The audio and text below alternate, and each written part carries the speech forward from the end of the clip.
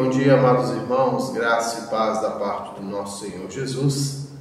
Mais uma vez estamos aqui para trazermos um estudo acerca das parábolas de Cristo, narradas no Evangelho de Lucas. E hoje eu te convido a abrir a sua Bíblia no Evangelho de Lucas,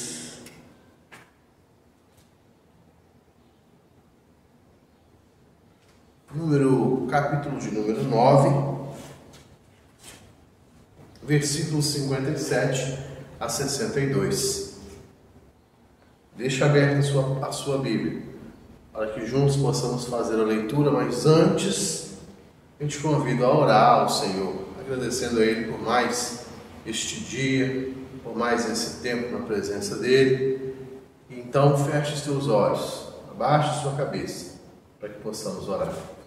Senhor, amado Deus e querido Pai, nos ajuda. Nos ajuda, Senhor, neste dia, nos ajuda neste tempo, nos ajuda quando queremos aprender a Tua Palavra. Nos ajuda, Pai, a interpretar a Tua Palavra e assimilar a Tua Palavra, para obtermos, Deus, mercê diante do Senhor e uma vida melhor diante do Senhor, para nos ajudar na nossa condução dia após dia. Nos ajuda neste dia, nesta manhã, em nome de Jesus. Amém. Então, queridos, Lucas capítulo 9, versos 57 a 62. A palavra de Deus diz assim: Jesus põe à prova aqueles que queriam segui-lo. Indo eles caminho afora, alguém lhe disse: seguir-te-ei para onde quer que fores.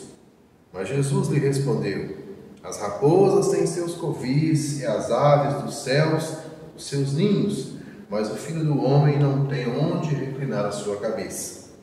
A outro disse Jesus: segue-me. Ele, porém, respondeu: permite-me ir primeiro sepultar meu Pai.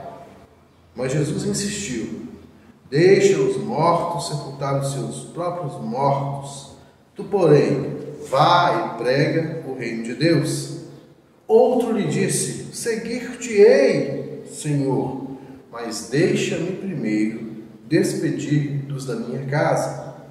Mas Jesus lhe replicou: ninguém que, tendo posto a mão no arado, olha para trás, é apto para o reino de Deus. Aleluia. Queridos, o que nós podemos nesta manhã aprender com este texto? Quando nós vemos aí, o texto nos mostra que alguém chegou, eles estavam indo pelo caminho, e alguém chegou e disse: Jesus, eu quero te seguir. Jesus, eu quero estar contigo. Eu quero ir com o Senhor aonde quer que o Senhor for. E Jesus lhe respondeu: as raposas têm os seus covis, as aves do céu ninhos, mas o Filho do Homem não tem onde reclinar a cabeça. Queridos, o que nós podemos perceber aqui é alguém querendo fama. Olha, se nós observarmos bem, todos os judeus viviam uma vida extremamente difícil, viviam uma vida onde a forte opressão romana acabava com toda a perspectiva de se viver bem, acabava com todos os sonhos. Eles eram nitidamente escravos de Roma. Não havia um pensamento neles mesmos, mas o que eles faziam era para sobreviver e dar vida boa a Roma. E aí, de repente, se vê um homem onde possivelmente a profecia de Daniel estava se cumprindo, a profecia de Daniel, descrita lá em Daniel 7, de que o Filho do Homem teria domínio, teria glória, teria reino e que todas as nações o serviriam. De repente se vê na imagem deste homem toda esta profecia de Daniel sendo reproduzida. Qual o melhor lugar para se estar? É junto deste homem.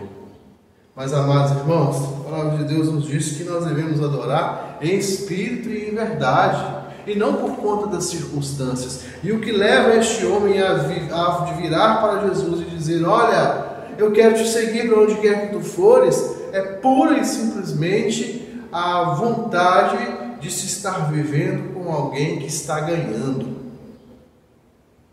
É de estar vivendo com alguém que vai estar por cima da carne seca. E aí Jesus então diz para ele: olha, meu querido, deixa eu te contar uma verdade. Até os animais possuem lugar para descansar. Eu não. O meu ministério não é um ministério de fama, não é um ministério de aplausos, não é um ministério, querido, que vai fazer com que você se torne alguém mais amado no lugar onde você vive. Não é um ministério, me seguir não vai te fazer melhor dentro do quesito que você está querendo. Me seguir é seguir a uma liderança que está sendo rejeitada e vai ser cada vez mais. Me seguir não é entre estar os bons aos olhos dos homens. Me seguir é estar junto dos excluídos. É interessante que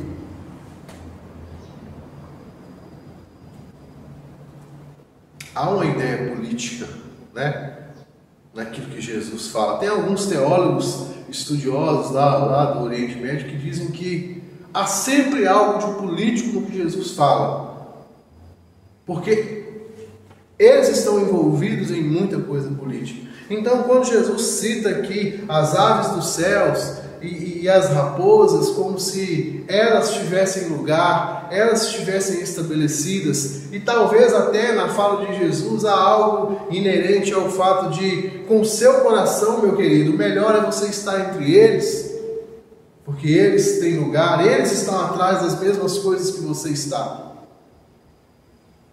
Quando ele cita as aves do céu, ele está aqui se referindo, né, aos povos gentios e mais especificamente a Roma.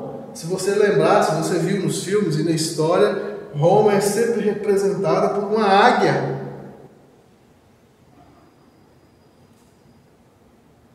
Então ele diz: olha, as aves do céu têm o seu ninho, né, fazendo uma clara representação a Roma. E quando ele diz até as raposas têm os seus covis, ele está fazendo aí também, buscando uma representação dos povos idumeus, que são descendentes de Esaú, e que ao longo da história conseguiram mercê diante de Roma e ocupavam uma boa posição entre os judeus. É como se os judeus estivessem vivendo em terra estranha, estando na terra que era deles. Porque quem comandava eram os romanos, quem comandava eram aqueles que tinham favor dos romanos. Ou seja, as aves dos céus e as raposas. Então é como se Jesus estivesse falando para aquele homem: olha, melhor lugar para você encontrar aquilo que você está querendo é junto deles. Comigo o negócio é diferente. Se você está atrás de aplauso, está atrás de conseguir elevar o seu nome diante da sociedade, não é comigo que você deve ficar. Jesus apenas expõe para ele, queridos, a realidade do seu ministério. A realidade do seu ministério e dos seus seguidores. Jesus é Deus, e o que o Senhor quer é que nós o amemos pelo que Ele é, e não pelas possibilidades que Ele pode trazer. O texto não diz a resposta daquele homem quando Jesus o interpela, para que nós possamos trazer, assim como aqueles ouvintes de Jesus naquele dia, nós também possamos trazer uma reflexão acerca de fato quem nós somos. Estamos atrás de usar Jesus para obter coisas que queremos? Estamos atrás de Jesus por fama? Estamos atrás de Jesus pelo que Ele pode nos favorecer, ou estamos atrás de Jesus, ou queremos estar com Ele onde quer que Ele for, porque somos de fato aqueles que o amam. Então isso precisa ficar na nossa reflexão. O texto nos diz, queridos, que aparece um outro, e este já não se oferece, mas é convidado a seguir a Jesus. E o texto vai dizer assim: a outro disse Jesus, segue-me. E ele, porém, respondeu, permita-me ir primeiro sepultar o meu pai. E o texto continua dizendo que Jesus então insistiu, olha, deixa os mortos sepultar os seus próprios mortos. Tu, porém, vai e prega o reino de Deus. Ou seja, amados irmãos, o segundo candidato que é convidado a seguir Jesus, ele traz ao conhecimento de Jesus um pedido que a primeiro momento é um pedido digno. Que a primeiro momento é algo que de fato, poderia ser concedido. Mas quando nós observamos um pouco mais a fundo o que este segundo homem a qual Jesus convida a fazer parte do seu ministério está querendo, é de fato adiar a longo prazo, adiar, a perder de vista o convite de Jesus. Porque ele diz assim, olha, eu preciso sepultar o meu pai, deixe que eu sepulte o meu pai primeiro. Amados, que coisa digna a primeiro momento, mas quando nós vamos olhar dentro da cultura oriental acerca do que é esse sepultar o meu pai quer dizer cuidar dele até o final da sua vida, porque este era o costume, que os filhos não tomassem o seu rumo até que os seus pais estivessem mortos, descansando finalmente. Então este sepultar o meu pai, ele não passa de uma desculpa para adiar a longo prazo, ou dependendo da saúde do pai daquele homem, a perder de vista o convite de Jesus. Ainda nos nossos dias, ainda é possível ouvir essa frase, quando pessoas mais jovens, elas pensam em ganhar a sua vida fora de casa, fora do Oriente, ainda é possível ouvir esta frase, né? Eu vou estudar fora, eu vou fazer faculdade em outro país, eu vou ganhar a vida, você conseguir passar numa faculdade, vou me casar, vou mudar. É possível ainda ouvir pessoas dizendo, mas você não vai primeiro sepultar os seus pais? Ou seja, neste sentido de cuidar até que eles morram. Deixar os mortos, sepultar os mortos é o que Jesus responde para aquele rapaz. Jesus está falando aqui em um contexto espiritual, ou seja, eu estou te chamando para fora, porque os que estão ficando estão mortos, espiritualmente falando. Eu estou te chamando para um reino, para fazer algo que é muito maior do que o que você está vivendo. Já que sepultar os mortos quer dizer cuidar do outro, deixe que os que estão mortos aí espiritualmente cuidem uns dos outros e venha, porque eu estou te chamando para algo maior. A pregação do Evangelho, ela está sobre todas as coisas. E mais uma vez, queridos, nós somos refletidos, nós somos convidados a refletir sobre nós mesmos, sobre o que nós estamos fazendo, sobre de que forma estamos levando a nossa vida. Ou seja, será que nós estamos adiando o nosso chamado para fazer a boa obra, para cumprir a boa obra do Senhor em função de coisas passageiras, em função de cuidar de coisas passageiras? Será que nós estamos deixando de fato cumprir o ídolo do Senhor por conta de coisas que vão ficar, por conta de coisas que vão passar?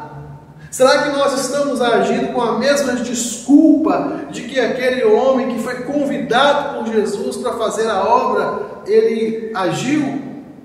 Será que estamos usando o mesmo artifício para poder adiar o nosso trabalho? Ô Senhor, quando eu me formar eu faço. Ô Senhor, quando eu terminar isso eu faço. Quando eu terminar aquilo eu faço. Ô Senhor, quando eu fazer aquela outra coisa, aí eu vou fazer, eu vou cumprir o teu chamado. Amados, nós precisamos prestar bastante atenção nisso. Precisamos prestar bastante atenção nisso. Porque se Jesus nos falasse algo como ele falou diretamente para aquele homem, ele falaria a mesma coisa. Deixe que essas coisas se cuidem sozinhas. Cuide daquilo que é primordial. Cuide da pregação do Evangelho. Quer dizer, nós vemos um terceiro que também se achega ao Senhor no intuito de se colocar diante dele como alguém, como um prestador de serviço, como alguém que está dando a sua mão de obra. E ele diz: outro lhe disse: seguir-te-ei, Senhor, mas deixa-me primeiro despedir dos meus de casa. Mas Jesus lhe replicou: ninguém que, tendo posto a mão no arado, olha para trás, é apto para o reino de Deus. Queridos, nós temos aqui uma semelhança com aquele primeiro que chega e diz: Senhor, eu vou te seguir.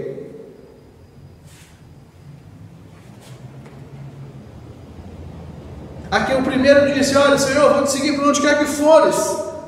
E Jesus então lhe põe o preço. Olha, vai custar isso.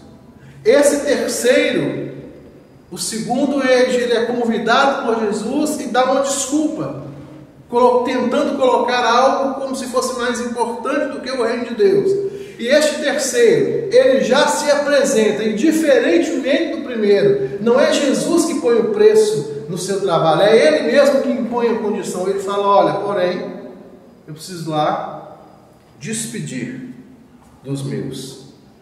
Eu preciso despedir dos lá de casa. Então esse terceiro, amados irmãos, ele já chega chegando: Senhor, eu vou te seguir. E já vai logo impor a sua condição: primeiro eu vou despedir. A sua solicitação é uma solicitação, queridos, extremamente viável, extremamente pertinente, porque quando nós voltamos lá no Antigo Testamento, no livro de 1 Reis, no capítulo 19, verso 20, nós vamos perceber que Eliseu, ele faz este mesmo pedido quando Elias o convida a segui-lo. Ele falou: eu posso dar um beijo lá no meu pai, na minha mãe? E este pedido ele é tão viável e tão fácil de ser concedido,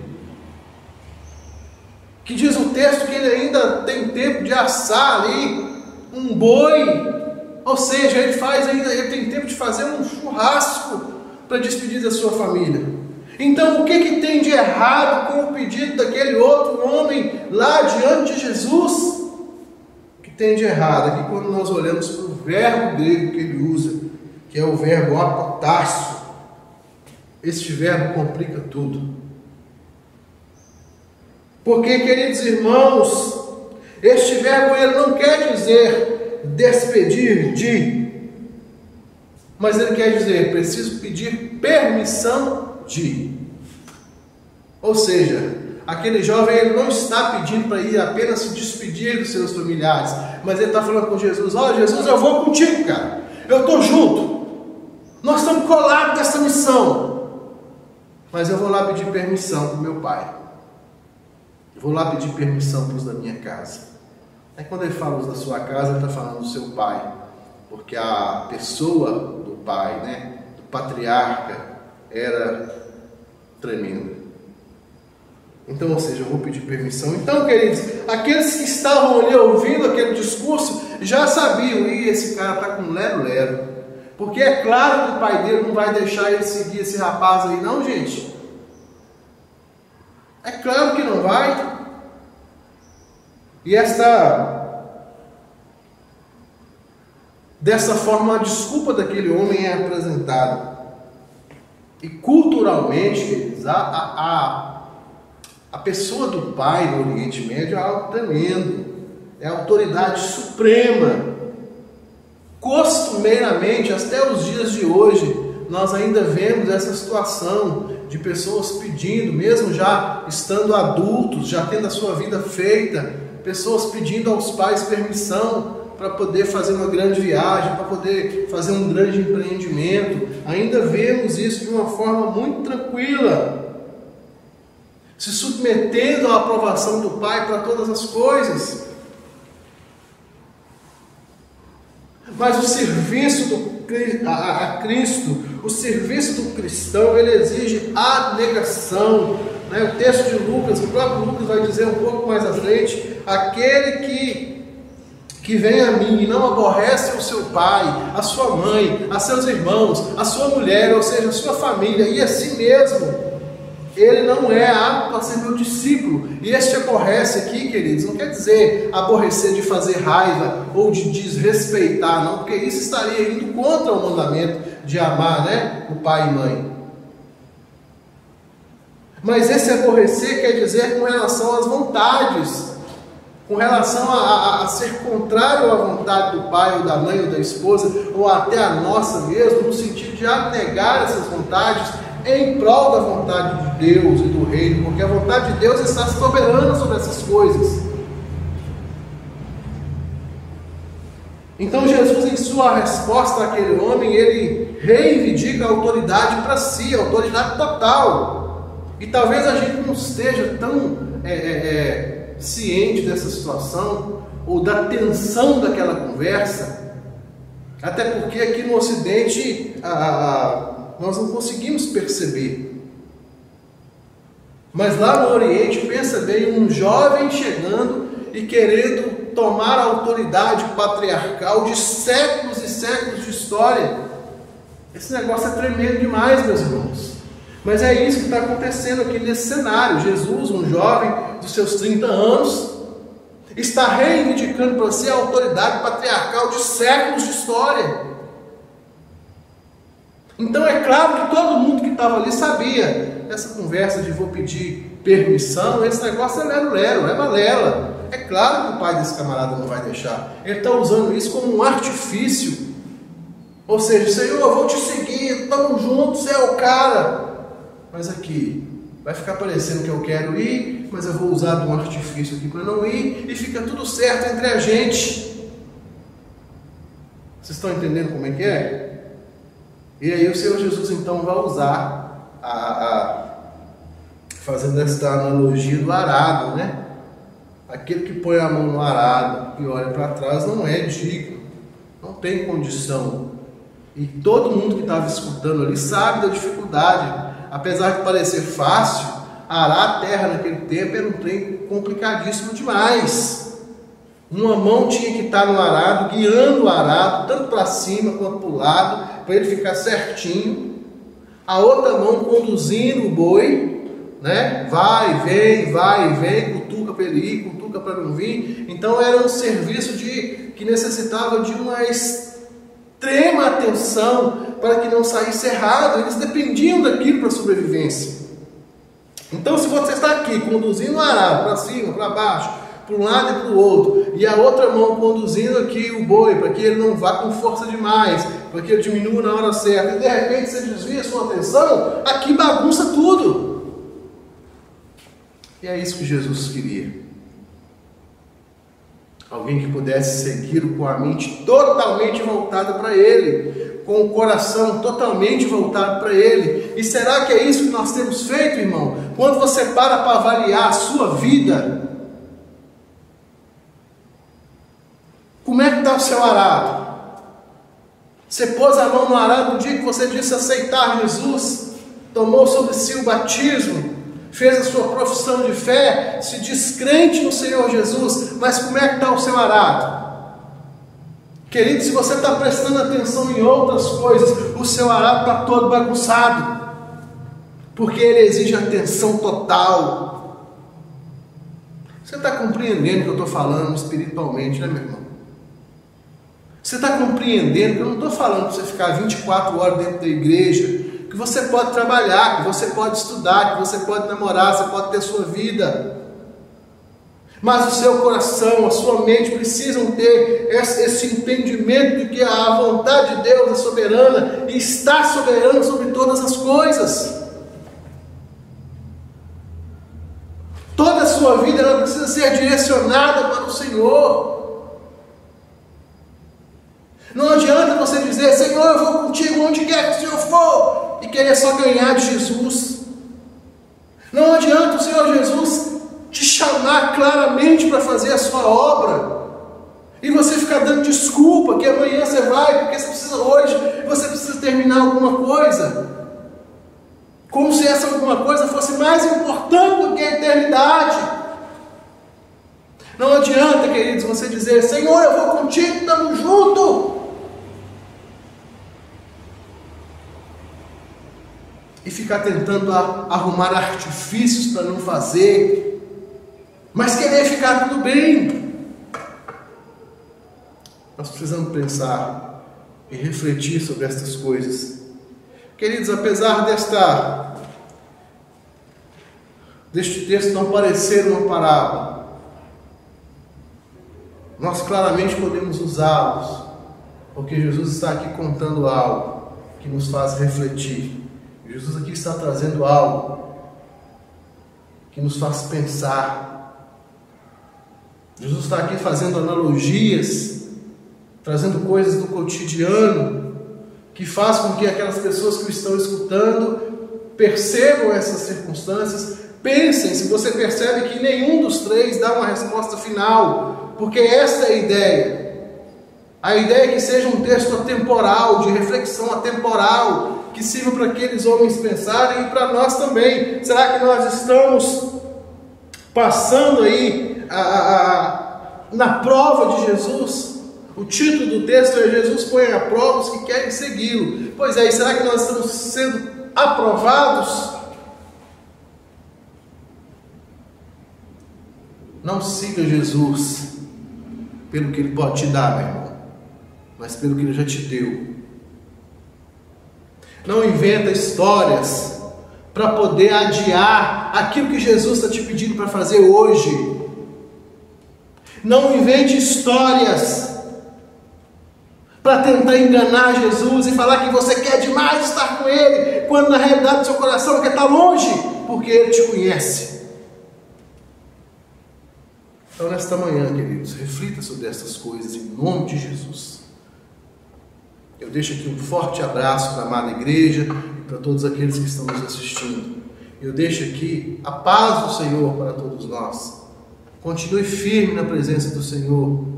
Ame a Deus de coração, em espírito e em verdade, e continue fazendo a obra do Senhor, em nome de Jesus. Um grande abraço para vocês, e vamos terminar a nossa escola dominical nesta manhã, mais uma vez orando ao Senhor. Nós não temos aniversariantes neste final de semana,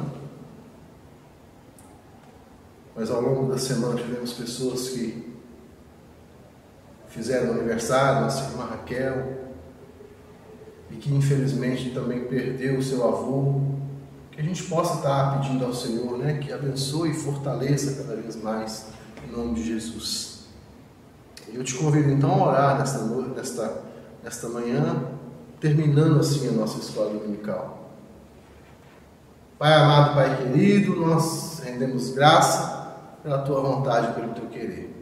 Pedimos ao Senhor que nos instrua na Tua palavra, ó Pai, fazendo com que possamos entendê-la de forma a seguir ao Senhor e amar ao Senhor em espírito e em verdade.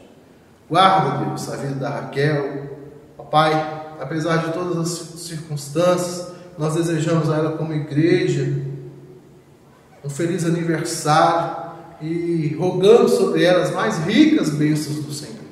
E que o Senhor possa confortar o seu coração e o coração de toda a família de Cristina que perdeu o seu pai.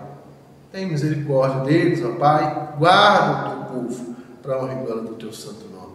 Nos despedimos aqui, ó Pai, na certeza de que o Senhor está conosco, nos abençoando e nos guardando em nome de Jesus. Amém. Aleluias. Querido, eu te convido para mais tarde estar conosco também, assistindo ao nosso culto de louvor e adoração ao nosso Deus, em nome de Jesus. Que a graça e a paz do Senhor seja contigo e com a sua casa, em nome de Jesus. Amém. Louvado seja. Um bom dia para você.